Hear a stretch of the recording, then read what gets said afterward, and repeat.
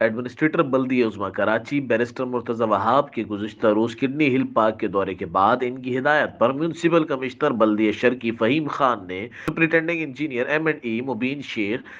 engineer civil work Salman Memon, executive engineer Iqbal ملا اور director parks آغا سمیر کے ہمراہ کڈنی ہل پارک اور مختلف مقامات کا معائنہ کیا اور افسران کو ہدایت جاری کرتے ہوئے کہا کہ ایڈمنسٹریٹر بلدیہ عظمیٰ کراچی کی ہدایات کے پیش نظر کڈنی ہل پارک کے اطراف روڈ کارپیٹنگ کرنے کے ساتھ شارع فیصل، شارع قائدین اور شہید ملت روڈ کا جو حصہ بلدیہ شرقی کی ذمہ داری ہے وہاں موجود چوراہوں، گرین بیلٹس کو خوبصورت موسمی پھولوں پودوں سے آراستہ کرنے کے ساتھ روشنیوں سے منور کیا جائے،